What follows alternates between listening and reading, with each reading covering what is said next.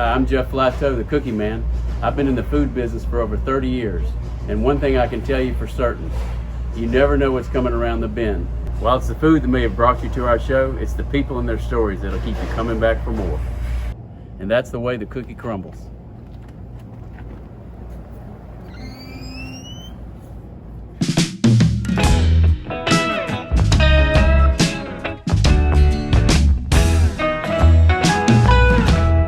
Welcome to the premiere episode of That's the Way the Cookie Crumbles. I'm Jeff Flathau, the Cookie Man, and I'm with one of my best friends today, Quinta Jap Carter. We're at the Cadillac Pig in Hattiesburg, Mississippi. And we're going to interview Quinta today and get some insight on his views of food, life, and anything else that may pop up during the interview. It's good to see you. Good to see you again, brother.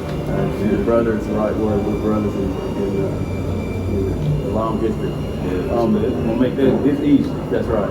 Question one is, why food?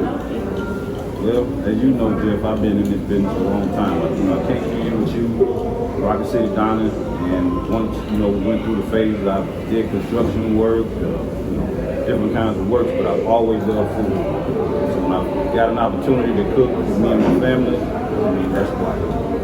So you, in the construction, you were in bricks? Yeah, in bricks, yeah. We're in bricks and concrete, nothing like food.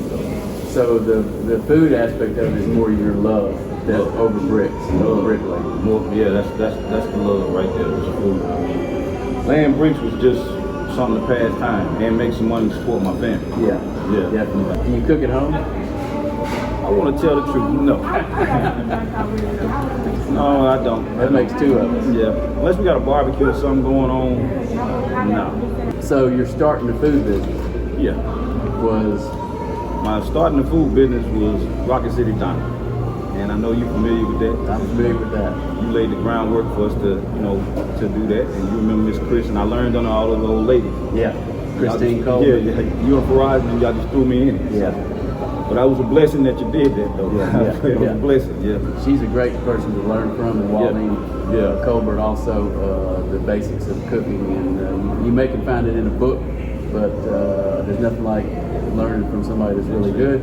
And they all have it, like you say, right here, which is rare today. I think everything's chain-wise is kind of structural. I mean, they're all good and such, nothing against them. But the old country cooking, as I call it, soul food cooking, is almost a lost art. And so I think what you've got here is you're keeping that lineage going in both your locations of what you've learned. So your inspiration on, let's say, just in the food business itself, is it more of a person, or is it more of a godlike inspiration, or is it what drives you every day? Well, it took care of me during the hard times of my life. So I always could lean on food.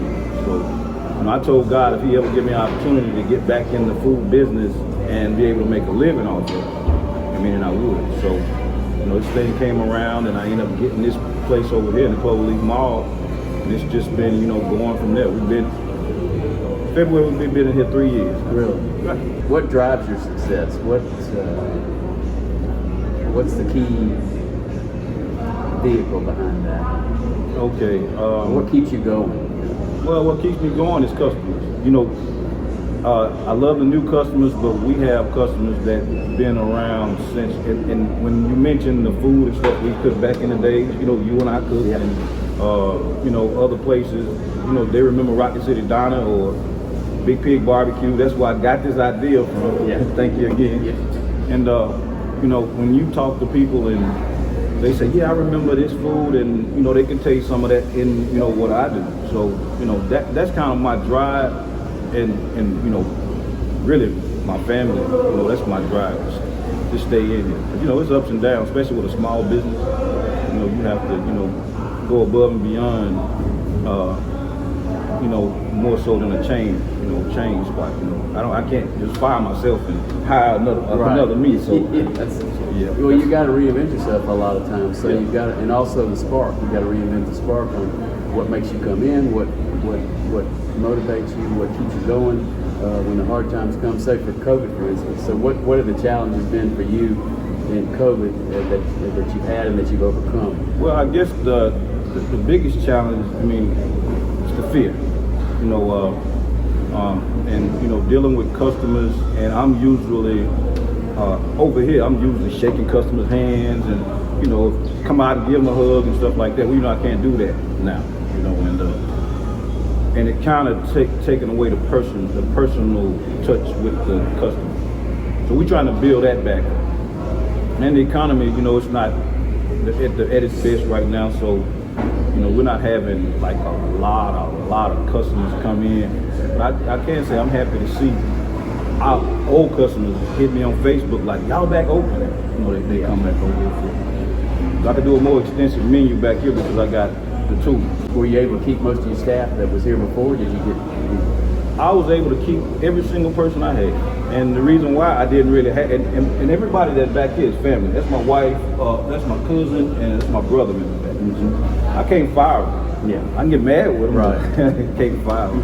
What roadblocks before COVID? What roadblocks did you have to navigate to get back into the restaurant business after you've been in it and then you left and went into the construction end and then you came back? Well, like starting up, like was it hard to get money to start up? Or what was your struggle that really was always a battle? Well, you know, my deal was like just to find a building, rent it, cook. You know, that kind of thing. You say if you build it, they'll come. Yeah, that's always been like my deal. The struggle that I had probably would be finding a good location. How do you think food and life intersect? This is kind of what my idea for this show. This is the first episode, is where food and life intersect.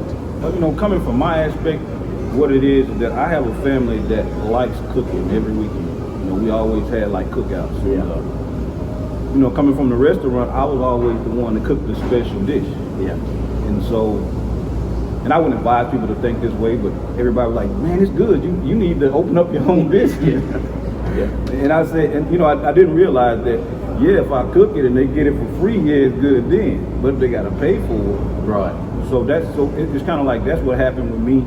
And, you know, I've always been in the food business and just full circle with me. I mean, cooking, and it gives me time to figure out menu items they work if I'm at home. Yeah. You know, so I mean that kind of, and you know, and it is my life. You know, everything from barbecue competitions. Yeah. You got to get a look at that right there. That's my heart. Yeah, my grand champion. Let you claim to fame. Yeah, I'll claim to fame. We'll get that in there. Yeah. We'll get that in there on the high res. Yeah, barbecue competitions, and I love food. Yeah. You know, I mean, I like, you know, seeing it prepared. Having an item or a dish or a product, whether a sauce or a bread or a cookie or a restaurant item or a restaurant itself. The idea of cooking at home and bringing it to the market is totally different. Two different animals, because grandma might make a great apple pie, but does that pie have a shelf life? Does it sell? Yeah. Can you get the cost to where people out there can afford it at a grocery store setting, or in a restaurant setting? So that's what I think people go. This, we do a better job at home with this. Can you bring it here and make it work? And that's the key. Yeah. And I think that's the struggle we all have as independents, is making that happen on a day-to-day basis. What will they put on your tombstone? I don't want to talk about it. Not that it's coming up soon. But what do you think people will say about Jack Carter? Well, probably would be that I love all, and I never find it a problem, to love. You know what I mean? And it's always been my thing. I mean, like, I'm kind of like a person that likes to take care of everybody, especially within my circle, my family and all that, kind of working out things with them. I don't know. Probably the fact that, that I live a life of love. And, maybe some tongues and some forks. Yeah, there you go. Kind of like that right there. Maybe they put that on. I think that's what you want. Just the trophy. Well, it's good to be recognized, and look at those types of things. If the work's good and making you money and supporting family, the awards by your peers and by your customers, really validate what we're all trying to do. It gives us a good lift. Yeah. That's the word I'm trying to look for. And you don't have to have those things, but it sure does help. And it kind of tells you, you're heading in the right direction. And But people remember too, even if you don't get the reward, when you're out there working hard and you know it tastes good, people like it, don't give up because you don't get the reward. Always push what you want to do, whether it's food business, entertainment, sales, whatever it is. I think that's the message here today. That we all want to keep pushing and cooking toward our goals and sharing the food with people and the love. And I think that's where you see we all have to eat. Yep. So we all get together as a family. That's tradition everywhere. And so the food and the love all come into it together. And I think we need more of that always, wherever you're at. More food, more drink, if you will, and more companionship. More cookies crumbles. More cookies crumbling. So I want to say good luck to you. I know I'll see you soon. And when you come out here and have lunch, and I invite everybody else around the area, come out and see Jap. Take him for his word that he can do good. If you don't like it, he'll give you your money back. And you can tell him right there. He guarantees it. And I should support him. And we appreciate y'all watching. And we'll have another segment coming out soon. And don't forget, that's the way to cook the Crumbles.